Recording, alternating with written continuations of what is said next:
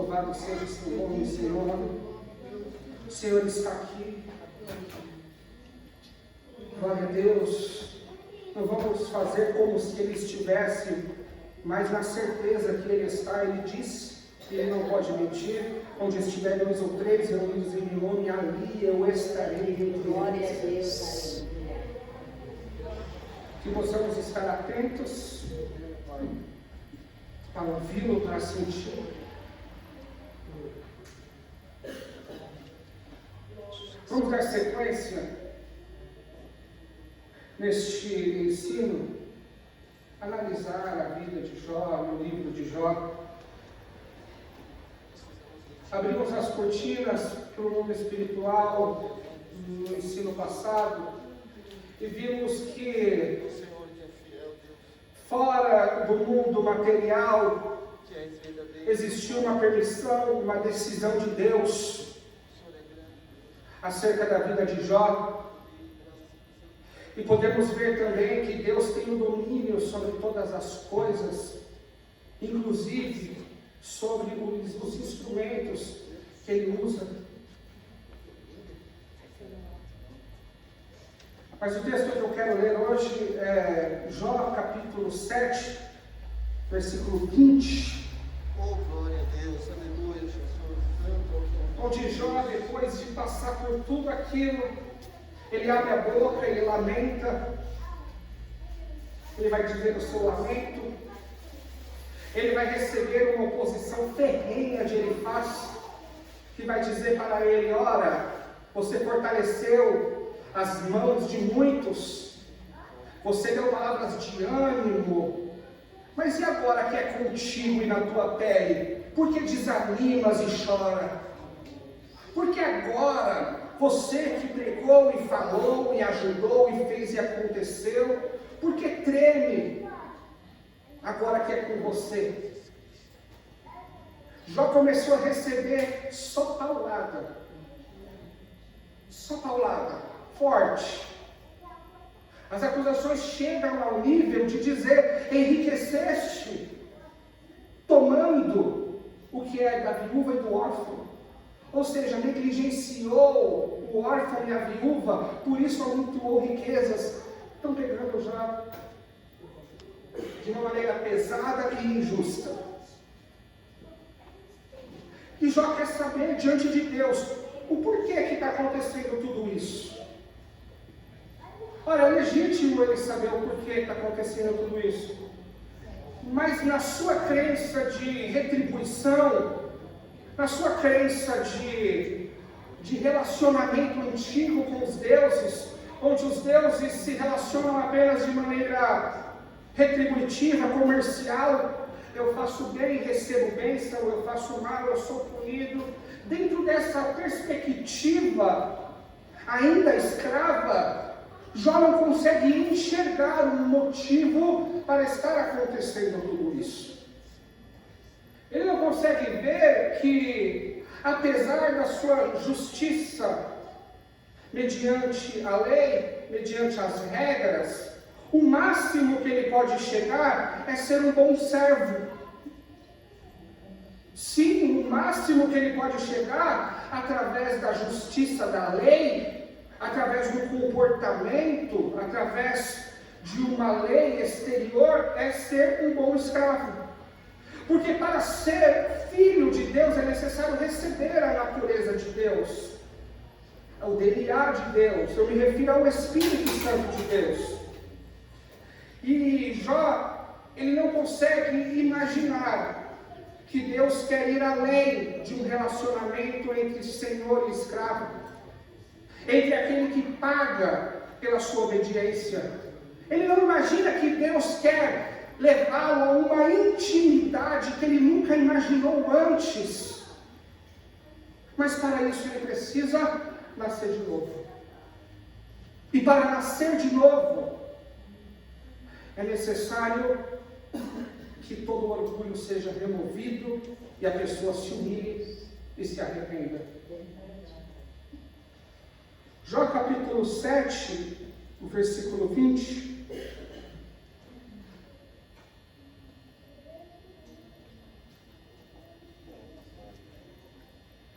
Se pequei, que mal causei? Ó tu que vigias os homens, porque me tornastes o teu alvo. Acaso tornei-me um fardo para ti? Jó, ele quer saber.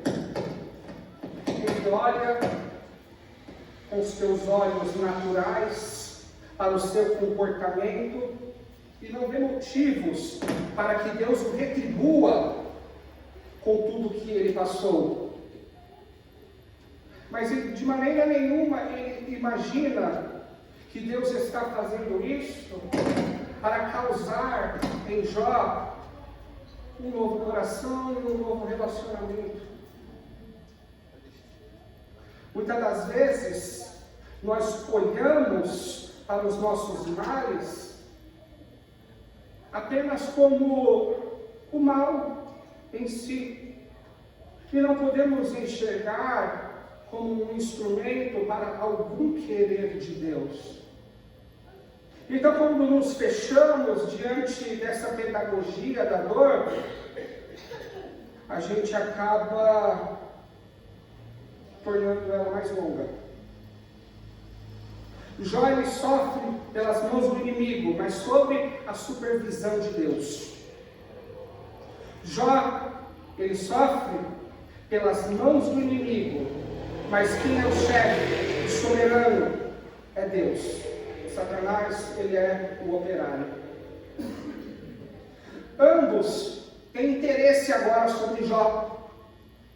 Jó, ele era íntegro, reto, temente a Deus, se desvia do mal. Apesar de todos esses adjetivos bons, Satanás não estava nem aí para ele. Andava e rodeava a terra. Nunca a obediência de Jó chamou a atenção dele. Até que Deus demonstrou interesse. Observaste o meu servo Jó. Satanás, ele sabe que toda a justiça humana não é perfeita.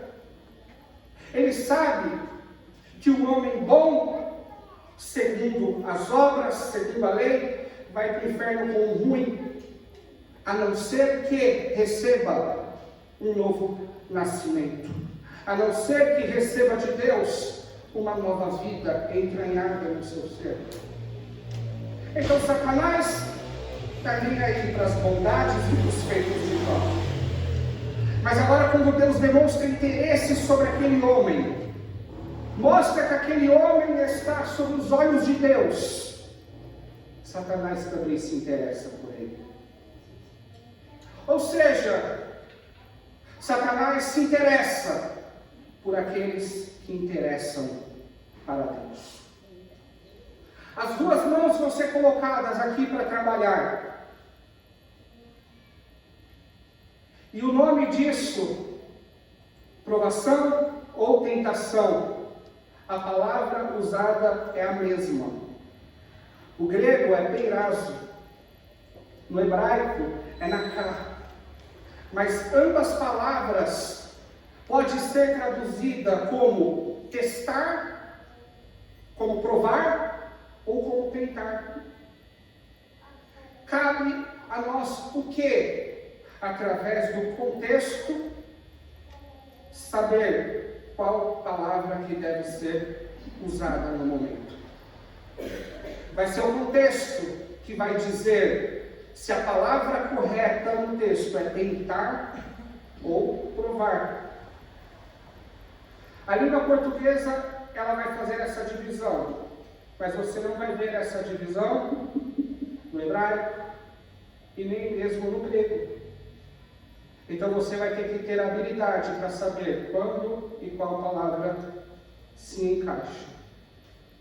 Provar, demonstrar a verdade, a autenticidade de algo, com razões, fatos, dar testemunho, prova, demonstração de, evidenciar, revelar fragilidade ou durabilidade. Isso é provar. Então, quando Deus prova, Ele está revelando algo. Ele está testando algo para revelar durabilidade ou fragilidade. É para isso que tem o método. Para provar os produtos. Para dizer qual é ruim e qual é bom. Para revelar a fragilidade e as falhas daquele produto. Ou as qualidades daquele produto e colocar o selo. Isso é provar. Agora, tentar é uma palavra com conotação religiosa, remetendo ao erro ou ao pecado. Quer dizer, induzir, conduzir ao pecado. No dicionário vai dizer que é um desejo violento da alma humana em fazer alguma coisa. Isso é tentar. Enquanto a tentação, ela tem a intenção de arrastar alguém para uma determinada ação ou comportamento, sempre com intenções malignas, a provação, ela tem por intenção revelar ou trazer algo à tona. Vamos ler um texto bíblico? Tiago 1, 12 e 14. Olha o que vai dizer aqui. Bem-aventurado o homem que sofre tentação, porque quando provado, receberá a coroa da vida, a qual o Senhor tem prometido aos que o amam. Ninguém sendo tentado diga, de Deus eu sou tentado, porque Deus não pode tentar, não é tentado pelo mal, e a ninguém ele tenta. Mas cada um é tentado quando é atraído e engodado pela sua própria concupiscência. Então, quando o dicionário fala que é um desejo violento da alma humana em fazer algo, a Bíblia confirma. Dizendo em Tiago que cada um é tentado quando é atraído, engodado pela sua própria natureza. Pois bem, observa aqui no versículo 12, bem-aventurado o homem que sofre tentação. E logo em seguida, a mesma palavra, só que com a tradução de provado. Porque quando for provado, receberá a coroa da vida. Tem tentado e provado. O que o autor Tiago está dizendo? Que em toda tentação há uma aprovação de Deus e vice-versa. Não há um momento da sua vida que aconteça algo que vai doer em você, uma perda material, uma perda sentimental, um luto, qualquer coisa que aconteça nesse âmbito da dor, você é testado por Deus e tentado por Satanás. Tentado é para te induzir a algo. Qual é a meta de Satanás? Dá-me ele e verás como blasfema na tua face.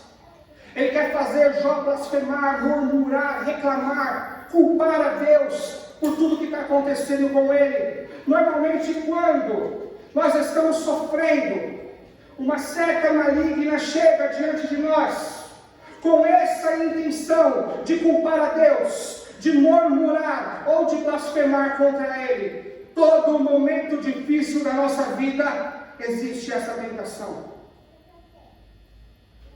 Mas no meio dessa tentação, existe alguém, e esse alguém é Deus, que no meio de um momento difícil seu, num momento de perda, num momento de luto, em qualquer momento que lhe cause lágrimas, Ele vai fazer o que? Provar, Ele vai revelar fragilidades, Ele vai revelar aquilo que está escondido no nosso coração e na alma humana. Não é à toa que a palavra provar, ela se refere a colocar no fogo. O ouro é colocado no fogo e ao aquecê-lo muito, as escórias, a sujeira vai aparecendo.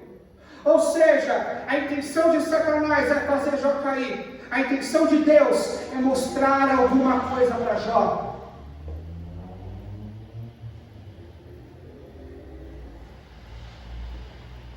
Todo momento. Eu não estou me referindo aqui no caso de Jó, a santificação. Ora, essa tribulação está santificando Jó. Não é isso. Está no caráter de revelar, está no caráter de trazer à tona. Porque no momento desta provação, desse fogo intenso, se tiver uma sujeira em Jó, vai aparecer. Se tiver uma história em Jó, vai ter que aparecer. E a gente vai ver que Jó, apesar de justo, reto, temente a Deus, que se desvia do mal, ele não é alguém totalmente perfeito. Não é. Ele está sendo colocado num fogo muito alto. Perdeu família, está doente, dói as suas feridas, perdeu filhos, perdeu tudo, está no lixão, leproso, com cinzas na cabeça, careca, maltrapilho porque rasgou as suas vestes, rejeitado pela sociedade. Ora, se ele está assim, ele deve ter pecado, ele deve ter cometido algum mal contra Deus. Afinal, pela lei de retribuição, Deus não faria nada se ele não tivesse feito algum mal. Dentro disso, entendemos que Deus está querendo revelar alguma coisa em Jó. Por que eu disse que não é santificação? Porque a santificação, ela só é exercida naqueles que nasceram de novo. Naqueles que foi imputada a justiça de Cristo, mediante ao sacrifício, e agora o Espírito Santo está trabalhando para que o caráter dessa pessoa esteja em conformidade com aquilo que foi atribuído a ela, a justiça de Cristo. É o trabalhar nos crentes a santificação. Mas quando acontece isso com alguém que Deus deseja, é Deus preparando a terra para lançar a sua semente. A semente é a palavra. E na semente é que contém uma nova vida. Mas ora, como lançar uma semente em uma terra batida, em uma terra dura, em uma terra que já sofreu tanto, em uma terra orgulhosa que tinha tudo recentemente e agora odeia a Deus porque perdeu tudo, apenas arando essa terra.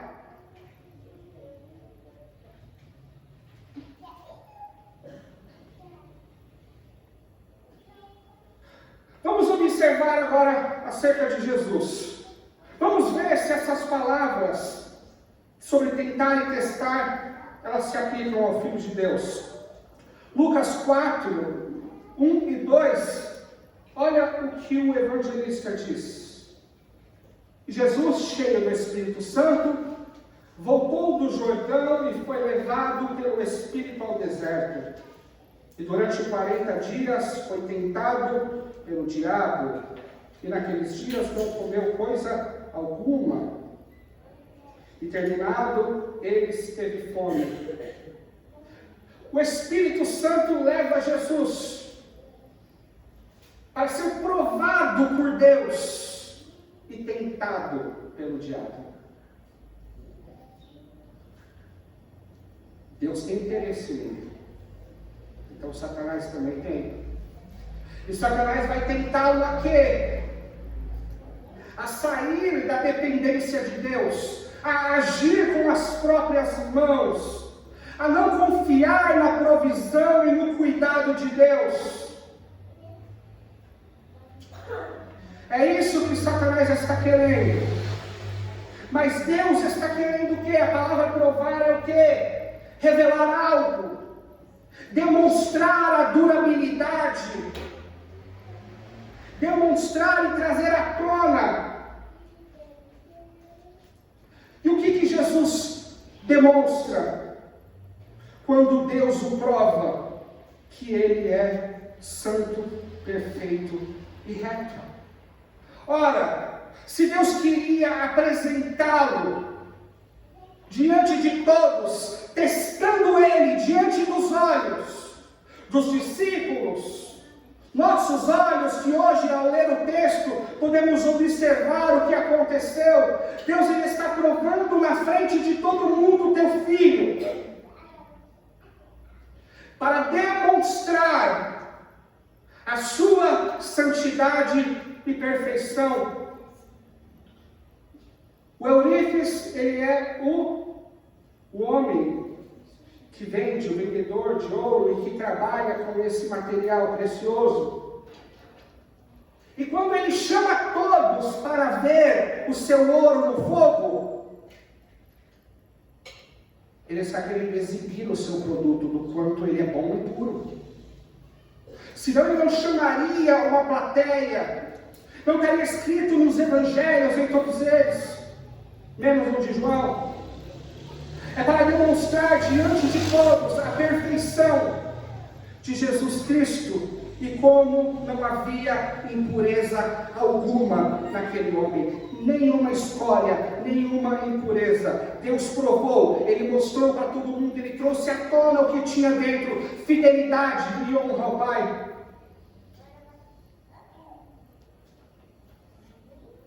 Não se engane, todo momento difícil da sua vida não é só provação, é tentação junto. Todo momento da sua vida vai te revelar quem você é e a sua durabilidade, a sua fragilidade. Se você está mesmo nesse nível que você pensa estar, é ali, na provação de Deus, é que Ele mostra para você quem você realmente é e aquilo que você deve melhorar.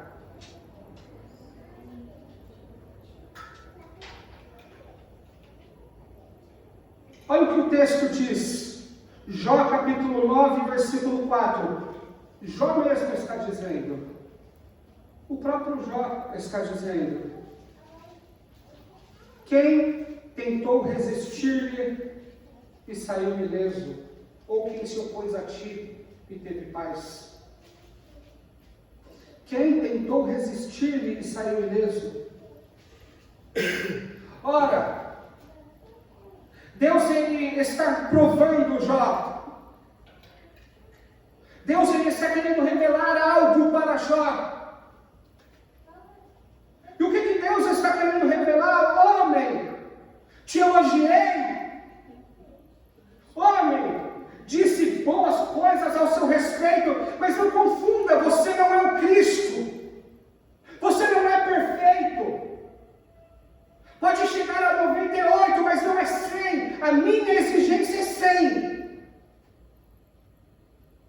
E a cada momento que você resiste, endurece, vai lhe causar mais sofrimento. Porque quando Deus quer uma coisa, Ele tem. E na medida que nós tentamos resistir à sua vontade, isso só vai nos causando cada vez mais dor e prolongando o nosso sofrimento. Quantos homens não tentaram resistir ao Senhor? Porventura algum saiu ileso? Paulo saiu ileso?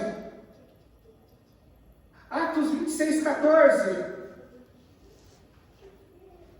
E caindo nós todos por terra, eu ouvi a voz que me falava, e em língua hebraica me dizia: Saulo, Saulo, por que me persegues? Dura coisa é recalcitrar contra os aguilhões. Dura coisa é recalcitrar, lutar, resistir, se opor aos aguilhões. Um aguilhão, ele é uma haste de madeira com uma ponta afiada de ferro. O homem está na carroça, os bois estão puxando o arado. Quando ele não obedece o comando, quando é para virar e converter o caminho, e ele continua indo reto, ou empaca e não se movimenta, o homem que está no controle pega essa haste e fura a coxa do boi. E enquanto ele resiste, enquanto ele não atende o comando e não faz o que é para fazer, ele causa mais grave sofrimento a ele mesmo. Ele poderia entender o comando, mas ele quer endurecer o coração, ele quer dizer: quem manda sou eu vou para onde quero. Aí ele vai espetando e vai furando, até que ele não resiste e obedece. O Senhor estava falando para Saulo, dizendo assim: olha, é para você converter o caminho,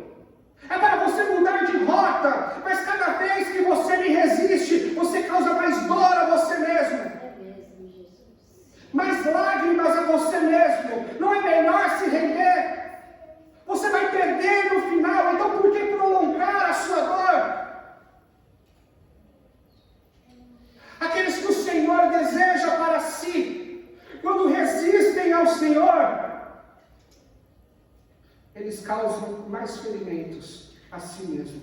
E no final, quem vence é sempre Deus. No final, quem vence é sempre Deus. Agora ou depois. Pouca dor ou muita dor. A gente é que decide. Quando Deus quer algo de nós, a gente é que decide como é que vai ser. Eu empaco, Ele vai me furar. Eu não me converto, Ele vai me espetar. Até que um dia eu não resisto e me rendo aos pés dele e à sua vontade e digo: o que queres, Senhor, que eu faça? Eis-me aqui, Senhor.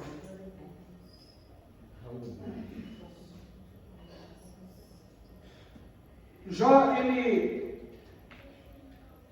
resiste bastante. Afinal, não estamos falando de um homem acostumado à pobreza, acostumado a dias difíceis. Estamos falando de um homem príncipe, que era chefe no meio do povo, que tinha dinheiro, poder, escravos, bois, camelos. Um homem acostumado a mandar, um homem acostumado a governar, a ser servido. Um homem acostumado a ajudar, a entregar. Um homem abençoado dentro de casa. Ora, não é somente um homem comum, é um homem que ele vai trazer orgulho. Ele perdeu tudo, ele está indignado. Ele já não é mais aquele grande homem como era antes. Ele já não é mais um homem respeitado como ele era antes. Ele vai falar que riem dele agora, as pessoas que não serviam para nada. Ou seja, ele ainda está pegado àquela grandeza. Ele ainda está apegado a essa grandeza.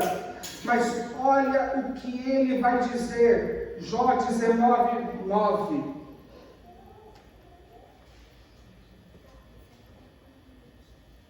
Porque não adianta, irmãos. Antes de Deus dar uma nova vida, Ele vai humilhar. Ele vai humilhar o velho homem. Porque se não humilhar o velho homem, ele não vai. Ele não vai. Jó 19:9. Da minha honra ele me despojou e tirou-me a coroa da minha cabeça. Sabe o que Jó está dizendo? Eu era rei. Eu era rei e grande, mas ele me humilhou e me abateu, e arrancou a coroa da minha cabeça. Ou seja, Jó vai ter que entender que só tem um rei na terra, e esse rei não é ele, é Deus. Ai daquele que tentar permanecer com a coroa sobre a sua cabeça. Deus, ele vai arrancar a coroa e vai humilhar, porque é Ele, o Rei dos Reis e Senhor dos Senhores, e somente Ele é. Não dá para você lançar uma semente de uma vida nova em um coração duro. Deus, Ele pega o aguilhão, e Ele vai começar a ferir Jó. Ele vai começar a arar esse coração e os dentes afiados de ferro do arado. Vai amolecer aquele homem. Vai amolecer aquele coração. Nem que o arado passe uma vez e volte de novo. Nem que o Senhor atropele ele 10 vezes se for preciso. Mas o Senhor só vai lançar a semente da palavra, a semente da nova vida, quando essa terra estiver fofa, quando este velho homem estiver caído, sem coroa alguma, com as mãos estendidas, vidas, pedindo: me salva, dizendo: eu preciso do Senhor, dizendo: eu me rendo, dizendo: eu não sou rei. E muitas das vezes não entendemos e resistimos, mas Ele só quer tirar a coroa da nossa cabeça, porque pensamos assim: vai ser do meu jeito, vai ser dessa maneira, eu não aceito ordem, eu não aceito isso, eu não aceito aquilo, eu vou fazer assim. Aí Deus olha e diz assim: porventura tem outro rei que me desafia? Tem alguém que quer governar aquilo que é meu? A sua vida pertence ao Senhor. E se você quiser governá-la, Ele vai arrancar da sua cabeça essa coroa e vai te humilhar.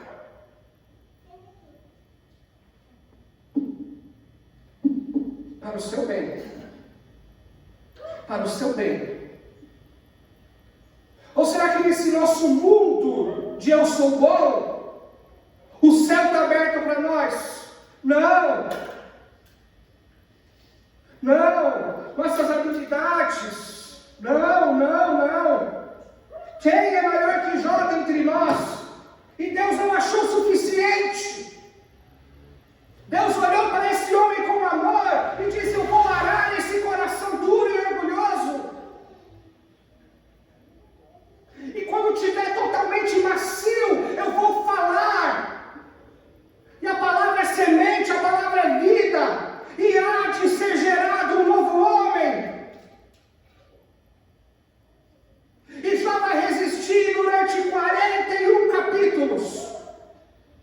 E Deus vai passear com o arado para lá e para cá. E ele vai pisar.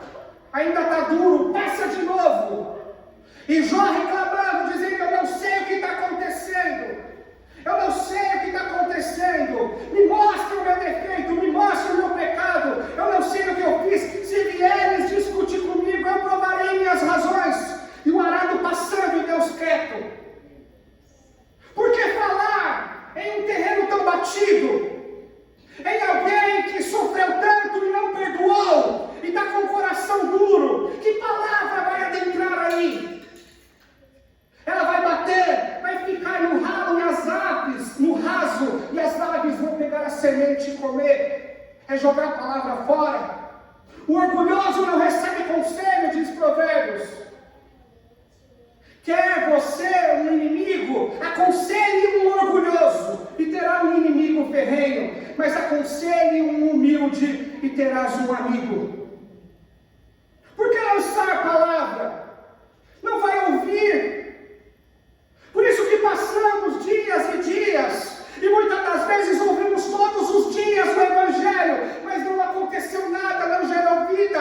Perdoe! Para de querer dominar todas as coisas, arranca a coroa da sua cabeça, porque a semente vai germinar quando essa terra estiver fofa, quando o arado passar para lá e para cá. Esse é o motivo do nosso sofrimento, muitas das vezes. Muitas das vezes Deus, Ele não vai ficar nesse ponto jogando semente em terra batida. Ou será que Ele só dispõe da palavra para converter corações? Primeiramente, Ele vai trabalhar o semeador. Primeiramente, Ele vai olhar para a terra e Ele vai decifrar o terreno. Olha, esse terreno bom vai produzir 30, 60, 90. O batido, a semente vai ser desperdiçada.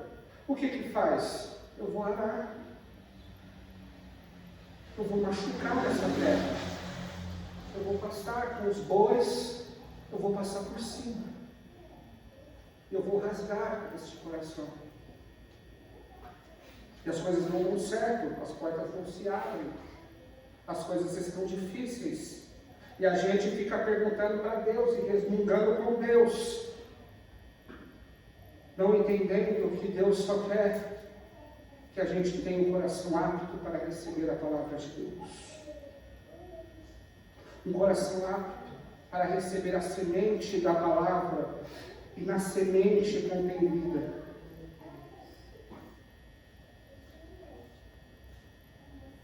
Ele só quer tirar a coroa da nossa cabeça para governar as nossas vidas, para lançar uma semente que vai gerar um novo relacionamento com Ele.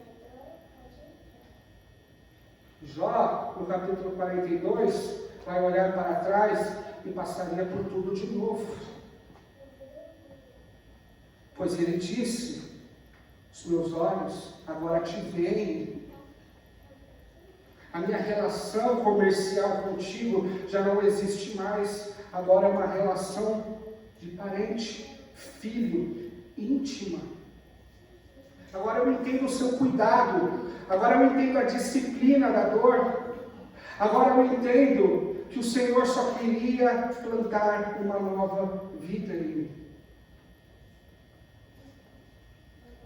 Naqueles eleitos, a qual o Senhor escolheu antes da fundação do mundo, o Senhor ele vai arar a terra primeiro. Ou seja, normalmente, os que vão aceitar o Senhor Jesus, com lágrimas nos olhos e verdade no coração, são aqueles que o Senhor despojou a sua coroa, e que humilhou o seu coração, e ele está já ali quebrantado, lacrimejando, desejoso por uma semente, uma nova vida. Ele odeia a vida que tem. É por isso que antes da graça vem a lei. É por isso que antes do evangelho vem a lei. A lei vem para arar essa terra. A lei vem para dizer assim para Jó: ei, você é bom, mas para Deus não serve. Você tem que nascer de novo para que Deus te aceite como filho. Ou seja, nada do que você faça, você tem que nascer de novo. A lei, ela serve para quê? Para fazer o que Deus está fazendo aqui no coração de Jó. Para trazer à tona as pedras que estavam por debaixo da terra escondidas. O lixo que estava por debaixo da terra, escondido e que ninguém vê. Aí o fogo da provação, o arado de Deus, começa a trazer à tona as pedras, os troncos mortos que estavam escondidos debaixo da terra. É isso que a lei faz. A lei vai olhar para nós e dizer assim: não serve, não dá, não consegue. Vamos, obedeça 613 preceitos da lei. Vamos, prove que você é tudo isso que você acha. Prove, está aqui a lei, cumpra por um dia, vamos. Orgulhoso, grandão, rei. Aí a lei que nos desafia, a gente vai e diz assim: está pensando o quê? Eu domino, eu faço e aconteço. Eu digo o que eu consigo, eu conheço meus limites. Aí você vai lá e peca, e falha. É a lei dizendo para você: você precisa de uma nova vida. É a lei dizendo para você: você não é tão bom quanto você pensa, e ainda que fosse, não serve. É a lei rejeitando os escravos e dizendo assim: o máximo que você consegue é ser um escravo obediente, mas não dou herança para escravos, é só para filhos. É olhar para toda a nossa obediência e dizer: parabéns, só fez o que foi ordenado, escravo. E Deus não quer isso para Jó. Mas Jó, ele insiste em se segurar na sua obediência escrava. Ele insiste em se apegar ao orgulho de um bom escravo, de um bom funcionário. Dentre os escravos, eu sou o melhor. Dentre os escravos, não há um que chegue no meu pé. E é verdade. É verdade.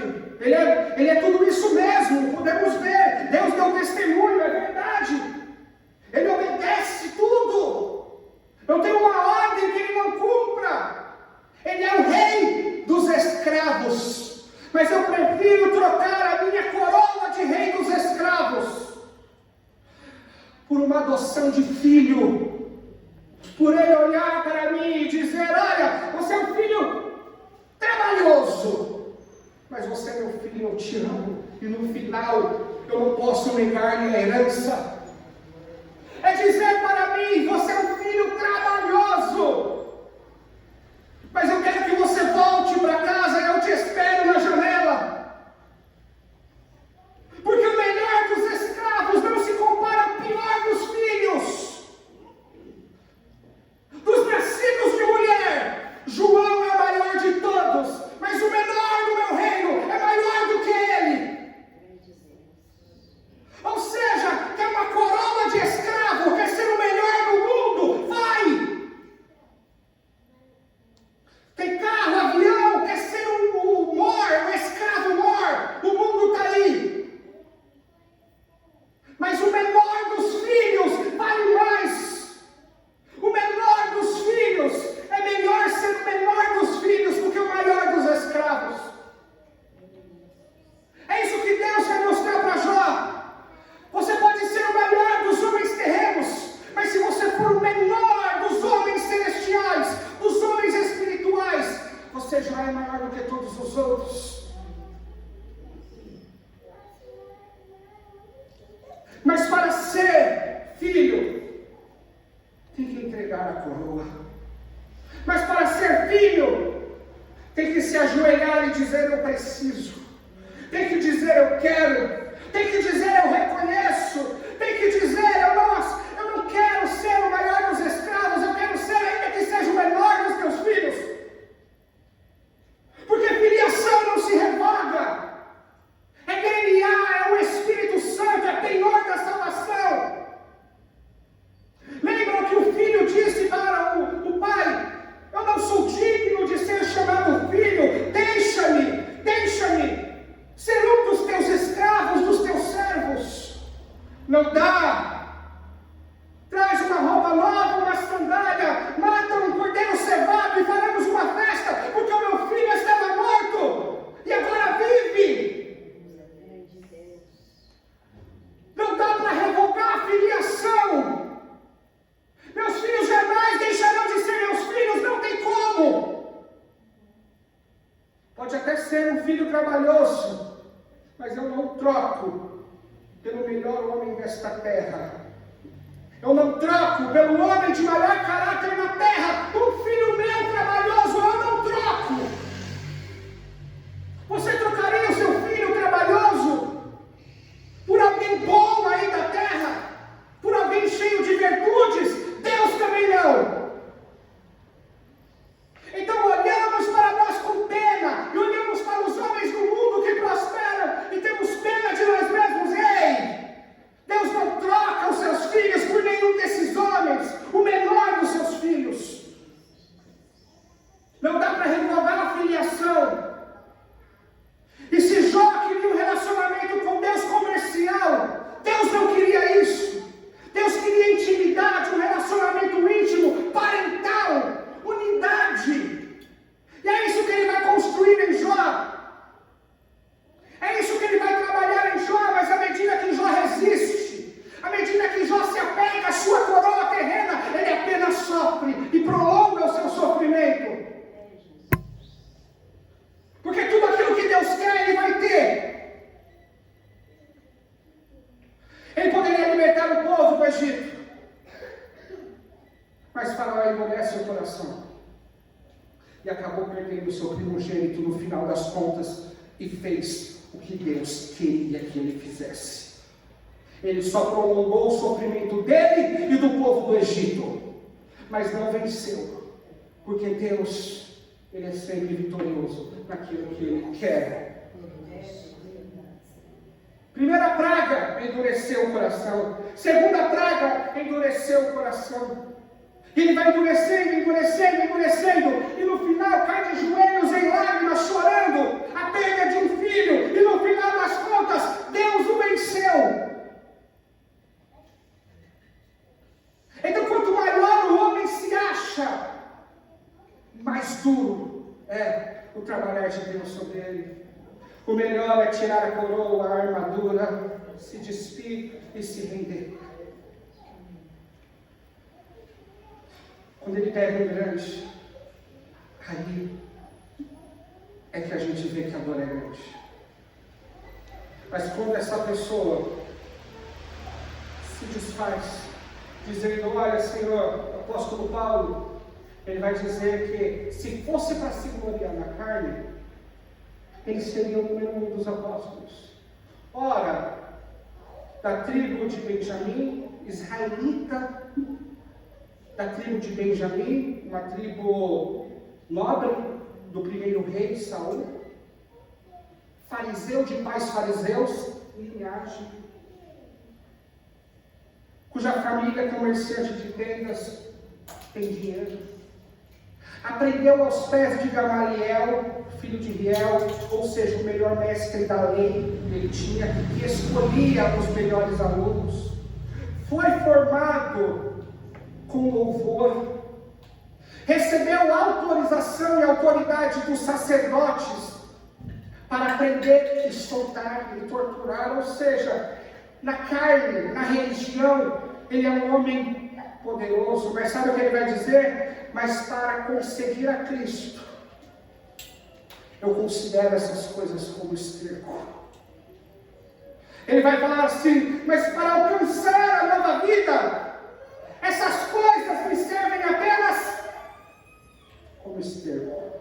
Não servem para nada, porque se eu me apegar a elas, eu nunca vou receber a Cristo. Eu nunca vou conhecê-lo cada vez mais. Se eu voltar a me orgulhar, aí ele vai falar assim, olha, ele vai falar que ele está sendo louco em se gloriar. Ele está falando da loucura daqueles que se gloriam, porque ele entende que a sua coroa já está com o reto juiz, não está sobre a cabeça dele, não está sobre a cabeça de homem ou filho algum, está com ele, ele vai dar para aquele que subir, para aquele que se encontrar com ele, para aquele que amar a sua vinda. Mas aqui na terra não, para ninguém, só ele. No final das contas, até quando a dor e o orgulho vai tapar os nossos ouvidos? Porque posso pregar aqui, muitas vezes, muitos sermões e pessoas diferentes pregar. Se tiver coração orgulhoso, vai fechar os ouvidos para a palavra, mas Deus é o Deus que trabalha, que prepara o coração. Ele é o Deus que amolece. Mas Jó está nesse processo do arado. E até quando ele vai resistir? Será que ele é cabeça dura assim o suficiente? Vamos ver até quando. Ele vai tapar os ouvidos para a voz de Deus, que no meio da dor é claro com ele. Olha, ninguém sabe por que Jó passou por isso. Deus é claro com Jó em meio à dor, em meio ao sofrimento. O Senhor está sendo claro, assim como foi em Ezequiel 18:32. Simples e claro: arrependa-te e viva. Arrependa-te e viva. Todos os dias, coçando o caco de telha, as feridas diziam para ele: arrependa-te e viva. Todos os dias, o luto e a dor pelos seus filhos dizia para ele: arrependa-te e viva. Todos os dias, suas dúvidas e suas indagações diziam para ele: apenas arrependa-te e viva. Mas eu quero saber, eu quero isso, eu quero entender, eu quero passar pelo crivo da minha sabedoria e analisar se está certo ou errado. Arrependa-te e viva. É simples a mensagem de Deus. Complicamos demais, queremos saber, queremos entender para avaliar se Deus está certo no seu trabalhar ou não, mas nunca teremos a resposta, pois se não conseguirmos entender as coisas carnais e naturais, quanto mais as espirituais, é necessário nascer de novo. É necessário nascer de novo para ver o reino de Deus. É necessário nascer de novo para entender a vontade de Deus. É necessário nascer de novo para ter intimidade de filho com Deus. Por quê? Porque ao escravo, o Senhor não deve satisfação, mas ao filho, o Senhor conta os seus intentos e aquilo que ele deseja fazer. É para os filhos que o Senhor conta os seus projetos, eu vou comprar aquele terreno, eu vou fazer aquilo. É para os filhos que ele revela o seu desejo, a sua vontade. É para os filhos que ele tem conversa íntima, para dizer trabalhe duro. Por quê? Porque eu vou te recompensar. Não, porque tudo isso é seu. Trabalhe duro, porque eu vou te dar uma bênção. Não, trabalhe duro, porque é tudo seu. Afinal, você é meu filho, está sempre comigo. Tudo que é meu é seu. Dá para escolher. Você quer ser o melhor dos escravos? O escravo morto, o escravo morto? Ou você prefere ser um filho? Eu prefiro ser um filho. O altar de Deus está em todos os lugares onde você ajoelhar e invocar o nome dele. Deixa ali a sua coroa e diz para ele: eu quero saber o que o Senhor quer, pois eu desejo muito fazer a sua vontade e obedecer a sua ordem. Eu deixo diante do seu altar a minha coroa. Eu quero que o Senhor reine e governe sobre mim. Neste exato momento, se o seu coração for sincero e puro nesse seu desejo, nessas suas palavras, o Senhor, mediante a sua fé, entendendo que esta nova vida só pode vir por meio de Jesus Cristo, o Senhor, neste exato momento, instantaneamente, Ele vai te dar uma nova vida. E essa vida é uma vida a qual Ele te justifica. Todo mundo critica o seu filho, mas para você ele é lindo, ele é maravilhoso. É assim. Vão falar, aquele homem ali está, mas se é filho, Deus vai falar, mas eu amo e eu que justifico ele. Para mim, ele é ótimo. Isso é o que importa. Essa justiça de Cristo que é atribuída aos filhos de Deus. Essa justiça de Cristo atribuída aos filhos de Deus. Ele é lindo, os filhos de Deus, aos olhos dele. Isso importa, porque quem bate o martelo no final é Ele. A passagem do sofrimento ou do gozo eterno, quem bate o martelo é Ele. E ser filho é a garantia de absolvição. Ser filho é a garantia de herança e gozo celestial eterno. Vamos ver Deus passar o arado em cima de Jó várias vezes. Mas quando tiver molinha a terra, você vai ver Deus jogando uma semente. No final das contas, isso é Evangelho. É o Evangelho do livro de Jó. É Deus dizendo para o justo: você não é tão bom assim, a ponto de se achegar na minha presença. A luz inacessível, toda essa obediência não pode se achegar perante mim. Você se acha muito, mas se chegar muito perto, morre.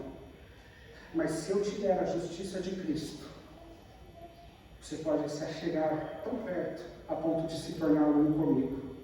E isso é maravilhoso. Vamos orar ao Senhor? Eu só quero ser filho de Deus.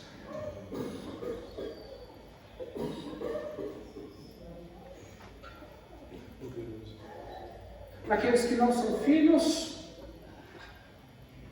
o sofrimento Deus usa para arrependimento, para arrancar a coroa, para despir de orgulho este homem, para depois pregar o Evangelho e gerar uma nova vida. Mas quando esse sofrimento acontece nos filhos de Deus. Ele é disciplinar para a santificação. Ele é disciplinar para a santificação. Mas enquanto esta pessoa sofre, mas a mão de Deus não está sobre a vida dela, a mão de Deus não tem a intenção de que ela se arrependa naquele momento, ela sofre sem proveito algum. Mas nos filhos de Deus e nos eleitos, o sofrimento, ele tem intenção de salvar ou, se for filho já, de santificar, corrigir. Então, se você tem um filho que sofre, que passa por uma dificuldade, eu te convido a ter fé, que o Senhor está arando a terra para chamá-lo e está perto. É como as dores de parto, que elas vão intensificando até que uma nova vida seja gerada. Eu te convido a crer que não é um sofrimento sem proveito. Eu te convido a crer que você e a tua casa servirão ao Senhor, e o Senhor só está amolecendo Ele. Eu te convido a crer.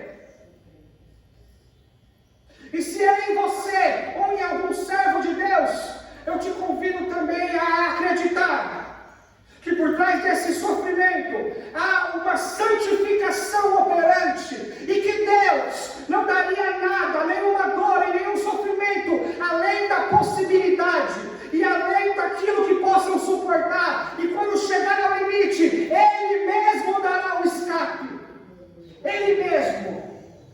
Jó passou por tudo isso e não morreu, porque a vida dele estava na mão do Senhor desde o começo, pois ele ordenou para Satanás, mas não toca na vida dele. Ou seja, a garantia de que Jó ia passar por aquilo aconteceu lá no capítulo 1. Estava na mão de Deus lá no capítulo 1, e a sua história está na mão de Deus desde o capítulo 1. Ou antes do capítulo 1, ele já determinou o trajeto da tua história e está na mão dele. Jó é um vitorioso. No capítulo 1, quando Deus pegou a vida dele e disse, só não toca na vida dele. Louvado seja Deus. Arrependa-te e viva. Porque o arrependimento, ele traz vida. Senhor, Senhor, Senhor, muito obrigado, muito obrigado. Muito obrigado, Senhor, pelas correções a qual o Senhor, por amor, permitiu que acontecesse na minha vida.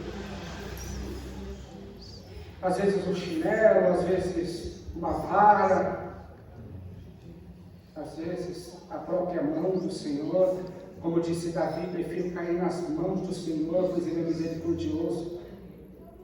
Mas o Senhor tem corrigido os seus filhos. E o sofrimento é a maior e a mais eloquente mensagem. Arrependa-te. O sofrimento é a maior e a mais eloquente mensagem. Muda a sua maneira de agir.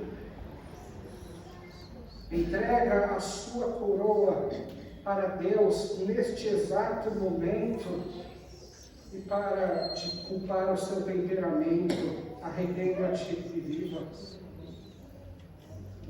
Para de dizer que você é assim, esse é o seu jeito. Jó tinha um bom jeito, justo, reto e temente a Deus, mas não serve para o céu, é só para os filhos. Então esse seu jeito pode te levar para o inferno. Arrependa-te e viva. Ou pode te levar a um sofrimento prolongado, onde no final Deus vai vencer, irmão. No final Deus vai vencer, não tem como lutar contra Ele. Então seja como Davi, rápido ao se arrepender. Opa! Primeira cutucada, Senhor, identifiquei. Vou parar de falar desse jeito, vou tratar melhor a minha esposa, vou tratar melhor os meus filhos, vou tratar melhor o meu irmão, vou ser um servo melhor na casa do Senhor, no meu trabalho. Primeira espetada, irmão. Davi já vai lá e chora e diz: Senhor, perdoa-me. Ele não vai dizer: Senhor, onde está meu pecado? Não. Perdoa-me, Senhor, dos meus pecados e daqueles que me são ocultos. Senhor, tem mal em mim ainda. Trata isso, Senhor, me perdoa. Que possamos ser macios e maleáveis para ser conduzidos por Deus, sem que Ele precise usar o aguilhão. Se Ele puxar para a esquerda, vira. Se Ele puxar para a direita, vira. Não empaca não por birra com alguém, senão Ele vai usar o aguilhão. Quantos eu vi deixando cargas e largando, aí depois volta, furado e quebrantado. Seja maleável, seja manso, humilde de coração, deixa Deus trabalhar na sua vida. Seja um marido como Cristo é, o marido da igreja. Seja uma esposa como a igreja é para Cristo. Eu digo a igreja genuína, a noiva do Cordeiro, que o ama. Então, Senhor, me diga qual é a sua vontade, e eu farei. E no momento que eu aceitar a tua vontade e colocar na tua cabeça a coroa, essa dor vai passar, Senhor. E o Senhor vai restituir sem deixar sinal. Porque o que o Senhor quer não é tirar nada de ninguém, mas para o orgulhoso é necessário. Então, louvado seja Deus quando Ele abate o orgulhoso, bendito seja o seu nome. Quando Ele derruba o altivo, é por amor. Ele não tem prazer no sofrimento nem do ímpio, nem na morte do ímpio, quanto mais do justo, é por amor. Ele quer alguma coisa, Ele quer transformação. E quando Ele atingir aquilo que Ele quer e você entender, você olha para o seu passado de sofrimento e não muda uma vírgula. Você não muda uma vírgula na sua história. Então, Senhor, nos fala a sua vontade. Nos rendemos a Ti, Senhor. Nos rendemos a Ti. Eis aqui um coração. Põe a sua semente e que gere vida. E que a sua vontade floresça. E que gere frutos. Frutos verdadeiros, dignos de arrependimento, sem fingimento. Porque quando isso acontecer, meu irmão, meu Deus, quando isso acontecer, oh Deus, não haverá nada impossível para esse povo, Senhor. Se esse povo se juntar em comunhão genuína no Espírito, não em hobbies, não em time. Olha, eu gosto de você porque é do mesmo time que eu. Ah, você tem o mesmo gosto. Ah, você é irmão também, você é pegado. Não hobby, não é um clube. Quando a comunhão for no Espírito, constrangido pelo que Cristo fez, este povo será poderoso, Senhor, na terra. E não haverá nada que não possam fazer. Nada. Então eu te peço isso, Senhor. Eu te peço isso. Revela a sua vontade e nos poupe de tamanho sofrimento. Converta o nosso coração para que possamos ouvir a sua voz e atender. Em nome de Jesus é o que eu te peço. Amém e amém. Glória a Deus. Glória a Deus. Glória a Deus. Oh, Deus.